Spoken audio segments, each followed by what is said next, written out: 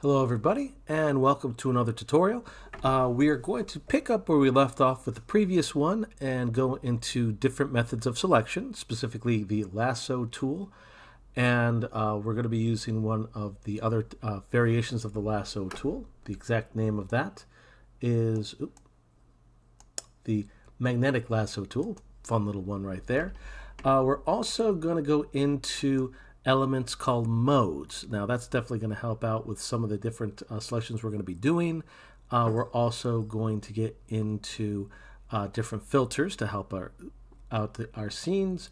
And it's going to be a combination between using them on already made photos and also making some of our own effects, which should hopefully be quite interesting. So let's get right down to business.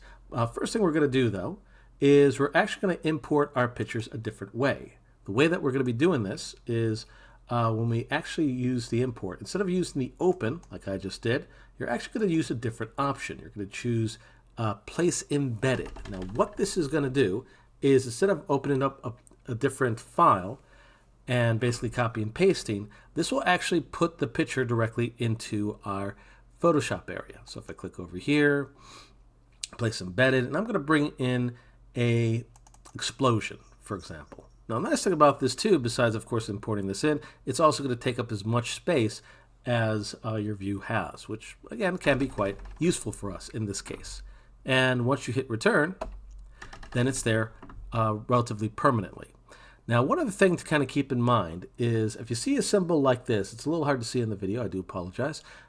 It's a type of video that's called a smart object.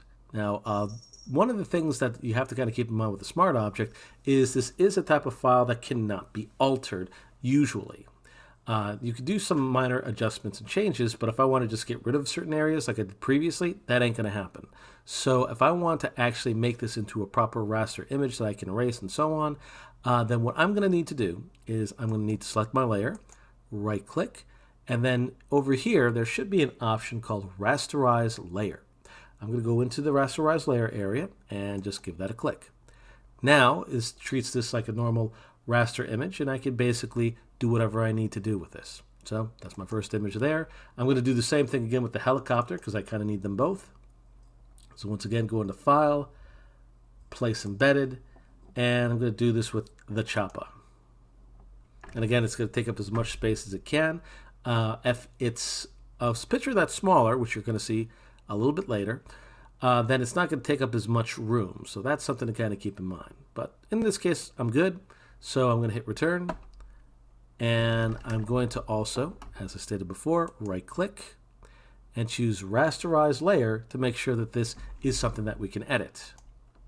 Now you'll see that basically what I did previously, didn't actually mention this, if you go into this area and click the eye, you can basically make those areas deselect or invisible, or basically turn off their visibility temporarily. So I'm going to do that with the chopper. The explosion I'm going to leave as is for now, with the exception of the name. I kind of want to get rid of the name. I think that's a little bit long at this time. So yeah, explosion. Anyone who's a fan of Konosuba will probably love this one. Little weird anime reference in that case. So what I want to do here is I'm going to actually just select what I need, and I'm going to actually select this in a different mindset. Previously, we selected an area to copy and paste it. What I'm going to do now is select the area that I need using the Lasso tool. That's basically what I have over here. And I'm going to click and drag this lasso until I select the general area. Now, when you get to the side like this, then you just basically go as far right as you can. Now, it doesn't need to be perfect in this case. We're going to be using a couple tricks to help us. Now, again, if you need to deselect that, right-click, deselect. Now, one little bit when it comes to the Lasso tool, you have to click and drag the entire way. You cannot let go of this, because if you do, a little too early, that's basically what happens. So, yeah, not as useful. So, deselecting, and again, Lasso tool, click and drag around. And again, I don't need the ground for this explosion. I just need the actual explosion itself and the little smoke around it, but I don't need anything else. So, bink. And, well, that's great. So that's selected. But again, I can't just copy and paste this. I need to actually just delete everything else that's over here. So the way that I'm going to do this is the following. If I right-click this area, instead of hitting deselect, there's a fun little option over here called select inverse. Now if I do this, anything that's not currently selected is now selected. So it'd be a quick matter of just hitting the delete key, and that's it. So I got rid of anything that was unnecessary. I'm once again going to deselect this area, and I'm going to hit Control T or Command T if you're on a Mac. And I'm going to move this and scale it so it's on the side of my little landmass over here. Basically what I'm going to be making for myself is I'm going to make it look like the helicopter is basically just attacking this little landmass and such. It's supposed to be a silly little exercise that I made for a class, but I usually find that at the very least it generates interest for the material at hand. And once I made it the size I need it to be, hit return, and that's permanent. At least until I decide to change that later. So, going to select my chopper. And what I'm going to do here, instead of using the lasso tool, because here's the thing. Trying to keep the mouse selected this entire way, it's possible, but boy howdy, it's not going to be pleasant. So, yeah, in the moment you let go, you have to start over. So I'm not a big fan of using it for anything super complicated like this helicopter. But there is an other lasso called the magnetic lasso tool that would be better suited for this. I always want to make sure I give anyone who's a student of mine several different ways to do the same thing, because you never know which is going to be more useful for which. Now I'm going to go to my tail because that's the easiest way to see. And I'm going to click and drag around. Now, good news here, you don't have to have the actual chopper selected the entire time in terms of holding this down. I'm just clicked it once and I'm moving it around my chopper. Now, just for the sake of time, I'm just not going to really worry too much about the gun. But by the way, if you need to basically get an area and you're not sure if this is going to be able to get around it, you can also click to help with your accuracy.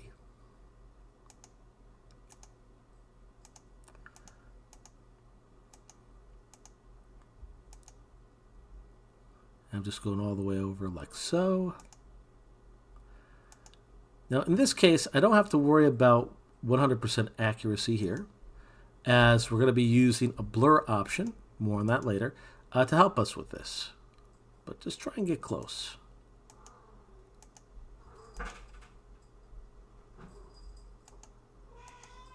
And there we are. Just a heads up, my cat decided to get the zoomies, so if you hear a little meow every so often, that's basically my cat. Sorry about that. Yeah, now he decides to get it. Ah, well, that happens. But again, I'm just going around my chopper. By the way, if you have to undo this, you might be in a bit of trouble. So it's one of the reasons why I'm not the biggest fan of using this. But again, when you have areas that are a little bit difficult to select, it can be a little bit troublesome. Yeah, particularly these blades over here, that's going to be a problem. But once you're past that, you basically go to the area that you clicked first, and there we are. And once again, right-click, select inverse, hit the delete, and it gets rid of everything but the chopper and some of the blades. And this has actually turned out pretty good, at least for what we need. Again, it's not 100% perfect, just deselected now that I'm done. But at least in terms of what we need in this case, we're pretty good. So what we're going to do next is, once again, we're going to use Command T to move this down, to scale this down like so. Yeah, there we go. That should be pretty good. And I'm going to do one more thing. I'm actually going to rotate this a little bit. Perfect. Okay. Now the last thing I'm going to do here is I am going to go to Edit, Transform, and I'm going to actually use one of the other manipulators here, specifically Flip Horizontal. And that basically flips it from one side to the other. And that's going to be helpful for another thing that we're going to be doing later. So I'm pretty happy with what I'm seeing so far. Okay, So we've gotten a good chunk of this started. Now, it wouldn't be a bad idea to save because, heaven forbid, there'd be a crash. I'm going to save on my computer, and it's in the perfect spot. So I'm going to call this chopper underscore demo. Fantastic. And I'm going to hit OK here. So what I'm going to do now is I want to show a little trick called modes. Now what modes do, at least for what we're going to be using for this today, is we basically could use modes for the explosion, for example, to get rid of elements that might not be necessary. Now the modes can be found in your layer area. It actually should be selected as normal, as default. And you have a couple of modes that are going to be useful for one reason or another.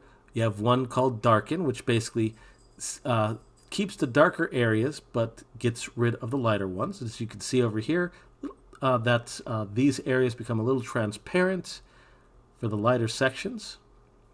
But the one that's going to be our real MVP is the Lighten. Now, this is really useful if you have to get rid of another element and you took a picture of something and the background's black, because all we need to do is just choose one of these Lighten modes, basically these 5 over here: Lighten, Screen, Color Dodge, Linear Dodge, and Lighten Color. But now that I have my screen, I usually find that this is usually my more useful one. It basically got rid of all the darker areas but kept the lighter ones in here. Also, note to self, if you ever need to lighten that up a little bit, if you go to Image, Adjustments, Brightness and Contrast, I can basically make this more visible by turning up the visibility, or the brightness I should say, and I can contrast this, or basically make it a little bit more detailed by turning up the contrast. It all depends on exactly what you need. So definitely don't want to turn that up too high. Yeah, I'm digging that. Okay, so I accidentally turned that down a little bit, but the contrast is higher, so that's a good thing. So I'm going to do this a couple more times. Oh, one other thing too. One thing I didn't show last class that I'm going to show now is the eraser tool. And the reason why I'm bringing this out is I think this area over here is a little bit on the flat side, but I can erase elements in here so it doesn't look quite so flat. Yeah, that's looking nice. And I'm going to do this a little bit later too, but more on that later. Okay, now I'm going to add some more fire into the scene using the modes a couple more times. So I'm going to go to File, Place Embedded, and I'm going to use this basic fire over here. And I'm going to hit Return to basically make this fit a little bit more permanently. Once again, I'm going to right-click the actual layer itself, and I'm going to use the rasterize layer to make it so that I can make adjustments and changes. And I'm going to hit Control-T to scale this down. I'm going to put this generally in this area over here. I might need to adjust and change this a little bit later, but we'll get to that. And I'm going to hit the drop down for normal, once again using the screen. That's looking pretty nice. I'm going to use the move tool over here. Actually, this could work out pretty nicely for me. Again, I'm going to use the Command T to rotate this around a little bit. Yeah, I'm pretty happy with that. I'm going to zoom in so I can see this a bit easier. And yeah, if you need to make any adjustments, like it's a little difficult to see, I can go to Image, Adjustments, Brightness and Contrast. I can brighten this up. Turn up the contrast to make the flames a little bit more visible. But I'm pretty happy with that. Now again, I would strongly recommend making sure you have some kind of logic, even if it might be a little bit strange, for some of the elements that we have here. So for example, I have some fire in here that's on some of the stones, and well, that doesn't really work out so great. The trees are fine, but these other elements not so much. So I can use the eraser area, and once again I can right click to play around with the brushes. The hardness at 50% should be fine. I'm just going to get rid of a couple extra areas. Don't need all of this.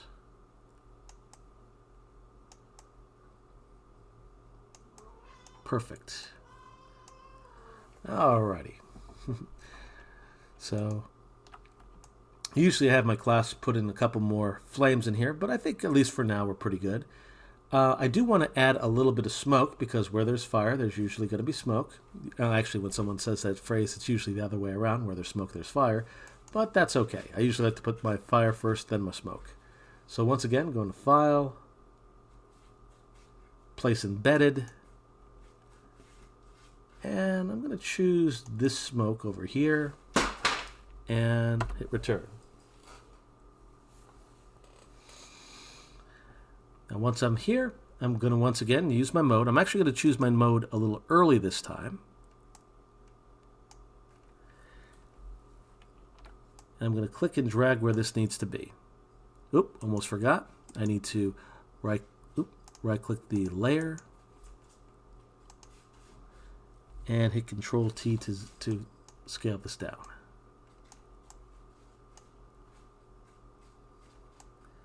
So again, if you can find a good picture, particularly one that has a black and white element to it, you can add some very special effect, relatively simple special effects to these areas in little time. Now, the pictures that I got over here, just giving proper credit where credit's due, was from a website called Texturescom. I'll actually put the link in the description. So if you do need to find some pictures to kind of practice with, and you want to work with ones that are that you'd have more rights to, it's definitely worth a trip. Basically, membership is free. But if you do want to get the bigger pictures, there's a membership fee to it. But I would say, at least when you're practicing, the free membership should be fine. So I don't even have to mess around with this. This is actually looking pretty good.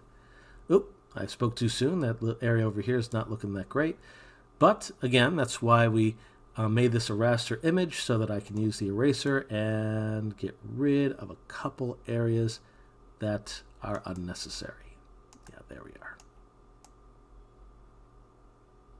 Perfect. Okay.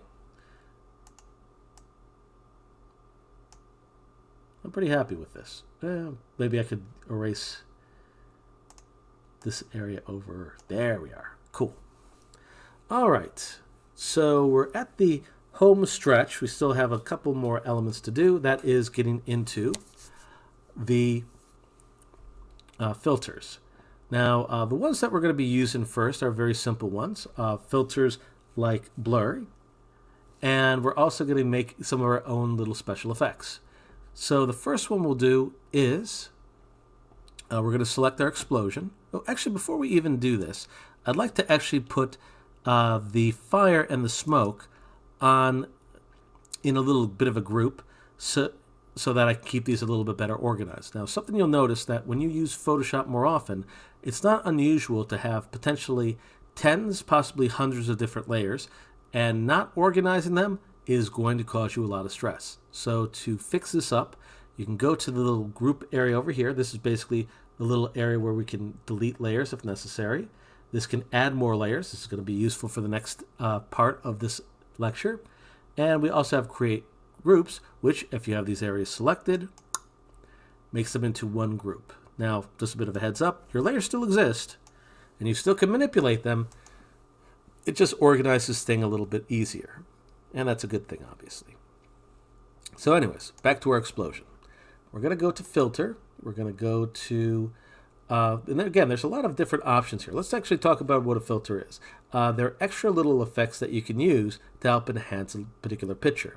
Now, some of them are going to be relatively simple. Things like blurs can basically add a little bit of a blur or unfocused effect. Elements like noise can add little dots in a specific area. Distort can really play around with the look of an area and manipulate it in a strange way. Pixelate, if you ever wanted to get one of those little mosaic effects on people, like say for example you just want to hide someone's identity, you could use the mosaic for that. Render would allow you to add some very specific techniques like cloud. We're actually going to be using that a little bit later. And sharpen would allow a person to take a picture that already exists and potentially sharpen the details for it. Now, of course, the more you have to mess around with this, the more of a chance that you're going to start losing quality. So you got to be careful, and not every single filter is going to be useful. For example, the 3D one is mostly going to be useful if you're working with 3D technology. like for example for texture maps and such. Now we don't need that here, so we're not going to bother with that. Other ones like video and other might have options that really don't serve a purpose for us at this time, but potentially might have some use later. In our case, with our explosion, since we want this to have a little bit of a fresh explosion effect here, and I'll actually zoom in so we can see this a bit easier. There we are. If we use a little option in the blur area called motion blur, it basically will allow us to add a little bit of fake motion to our image. Now in our case, I'm going to put this to about a 3%, but I definitely want to turn down the amount of distance because that's just a little bit too much. We basically want this to give the illusion that this is a fresh explosion, like so. Yeah, I'm pretty happy with this. Okay. So I'm going to hit OK at this point. And again, I might use the erase to help clean that up just a smidge.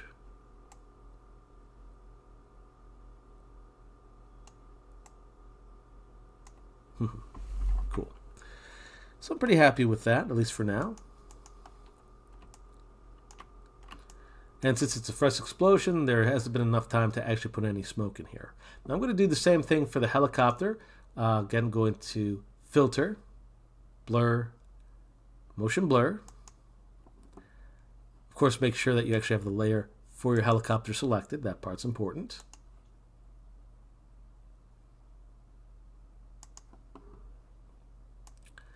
And in this case, I want to keep this relatively low because, again, we want to still see the detail, but if you ever take a look at someone who's taking a picture and something that's moving very fast, you usually won't see that very well. Think about either a cat or dog and you're trying to take a picture of them. Good luck with that. Most likely they're going to be moving and there's going to be a little bit of a blur effect on that. Similar principle, just basically turning up the blur. Yeah, I'm going to put this at 10. I think that would actually work well. Perfect. Fantastic. And sometimes, again, the distance basically affects the actual blurriness of this itself. A little bit of trial and error will be able to help. Fortunately, this does have a preview, so that's actually pretty great. So I can hit OK. And my blur is looking good, but my blade's not so much. But I kind of was anticipating this. What we need to do is we need to put something that looks like a motion blur effect, but go in a rounder fashion. We'll be able to do that by using a combination of the Lasso tool, because we just have to get the general idea around our chopper. So basically just make it a bit of a circle around here. And second thought, I'm going to deselect for now. Going to zoom in so it's a little easier. There we go. That is way better. Starting down here, going around. Do not deselect until you get to the other side. Almost missed a blade. There we are. Cool. So now what I would do at this point is, since I need to go into a rounder type of filter, I'm going to go to Blur. And once again, instead of choosing the motion blur this time, I'm going with the Radial.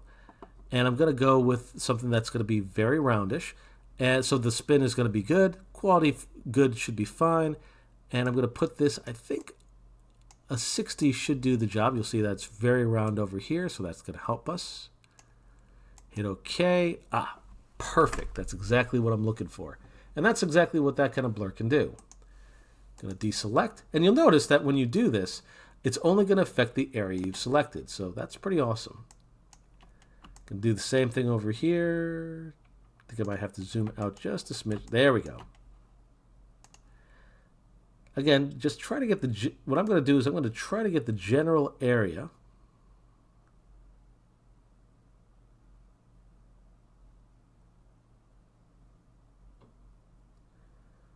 That should do. And again, as long as you have the area that you want to change selected, nothing else outside of there is going to have a change for the filter. So once again, Filter, Blur, Radial Blur. And I'm going to change this one to, I think, 15. Ended up giving a good one. Yeah, it's kind of sad that there's no preview here, but that's okay. Going to hit OK over here, and perfect. I love it. Deselect. I love it when a plan comes together. Okay. So we were able to add some kind of neat stuff to this so far. What I'd like to do last is I want to add a bit of a fog and I want to add a bit of rain. Now the way that I'm going to approach this is I'm going to be using a filter on very simple elements. The elements being two colors. Now for the way that we're going to be changing the filter, you need to change the color of the foreground and background. That's this is the foreground, this is the back. For the foreground, I'm making this black over like so. And the background, instead of being bluish, I'm going to make this pure white. There is a reason for this.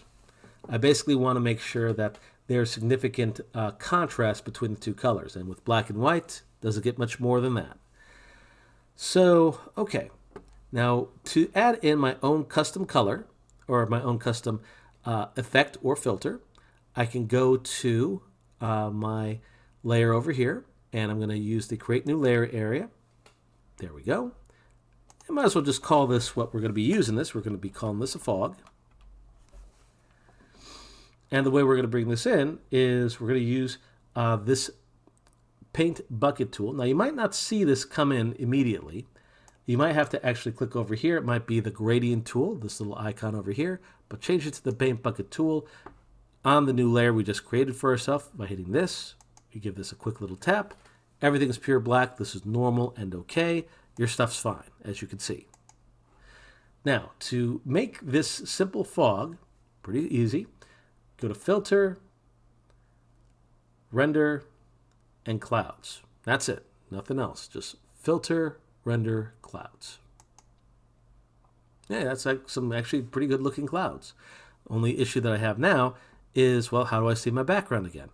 This is why I showed everyone how to use the modes first, because now I can go into my screen mode over here, or Lighten. I like the screen one better. And I got myself a really strong cloud in here. So I'm going to need to hit the drop down over here. And this is the opacity area, similar to what we did with the text before. And we're just going to give this a bit of a subtle look. By the way, important little safety tip, make sure that this is at the topmost layer. Similar to Illustrator, whatever is the top of these layers basically has priority. So if the helicopter is above it, it's no longer going to be affected by the fog. And in this case, we definitely want it affected. So, bam. And again, with the fog, I'm going to turn down the opacity to about 50%. We'll see how that looks. Let's put it to exactly 50. There we are. So once again, it adds that little bit of fog effect like so. I'm pretty happy with this. So that's that step. The last one I want to show is a combination of adding two filters together to make a very specific kind of look, and also one little trick that's going to be in the layer area, or not the layer, the image adjustments. It's called hue and saturation. We'll talk about that once we have something to work with though. So once again, going to go to the layer area, make myself a new layer. Going to call this rain. Cool. Return. And once again, I'm going to use the fill option, make sure that this is black and white. And I'm going to go into the filter area, but instead of choosing render and cloud, I'm going to choose noise instead. I'm going to use the add noise option to get started with this. And this will create a lot of different dots going around my screen. Now this is kind of what we want, because as you can see, we're going to be using the mode area to help us a little bit later.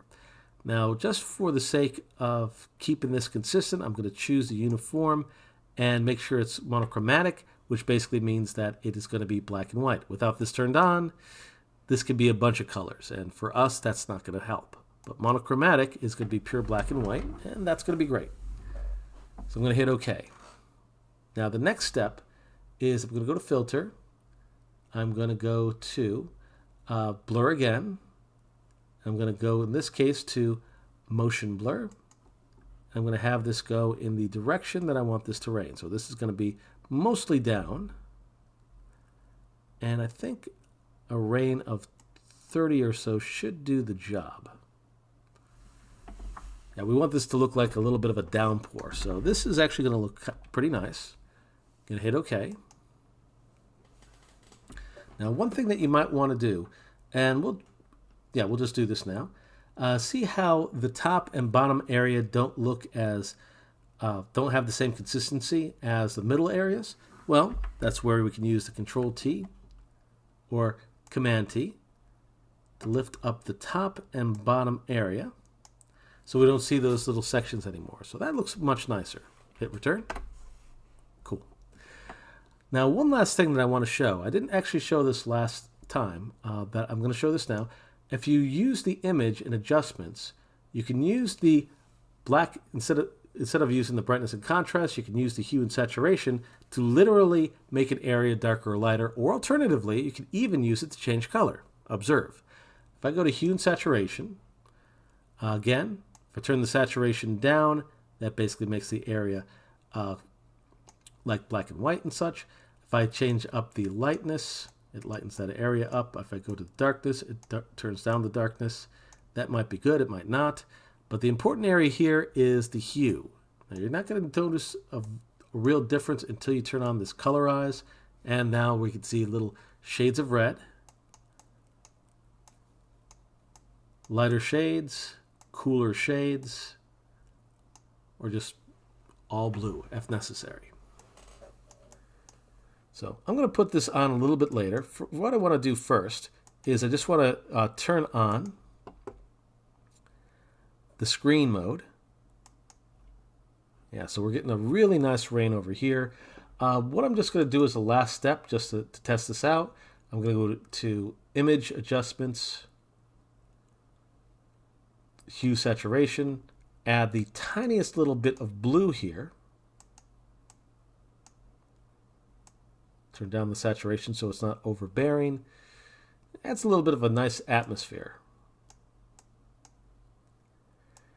And with each of these, a little experimentation can make a huge difference. So hitting OK. Yeah, I'm liking how that came out. Especially the fact that if a person just kind of walking by or something like that, probably wouldn't know that this was photoshopped together. Of course, then they look a little closer, they probably would notice it probably was. But, of course, that's perfectly fine, at least for now. But that's pretty much most of the stuff I want to go over. So, let's review. First thing that we talked about was we went to File, Place Embedded to basically bring the elements in. And then we made sure that they were no longer smart objects by right-clicking and choose to rasterize the layer. It helps make sure that we can edit however we need to, or use the eraser to get rid of areas that are unnecessary.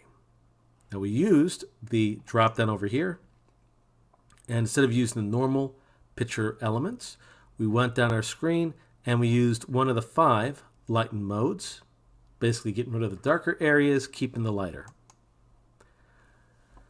And once that was done, and we added a couple, and basically adjusted and changed the way that we needed to, and occasionally erase. We also used the filters option, specifically filter, blur, and if we needed to go in one direction, the motion blur was best for that. If we need to get circular, the radial was best for that. Although, extra little tip, if you need a general blur, the Gaussian blur will do you right in many cases. So I would say that this is a good one for beginners to use for their blurring needs.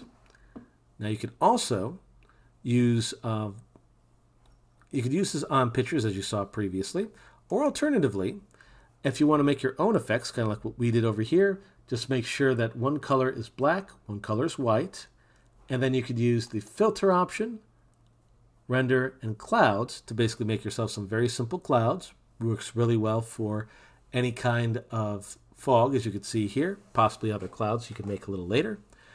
And we also use the filter, noise, add noise to basically make some dots, and use the motion blur to make them move. And of course, when that's all done, we can save and go to File, Save As. And again, if I want to save this as a picture, back in Upload, I can hit the drop down over here, choose JPEG, give it a quick little save, and just make sure your quality is at its highest. Hit OK. That's pretty much, again, the long and short of everything that I wanted to show today. Hopefully you found this educational and informative. Next time, we're going to get into masks. Now, that's going to be a fun one, but also very technical, which is one of the reasons why I wanted to make a tutorial for that in the first place. So, once again, hopefully you found this useful, and I hope you have a good night.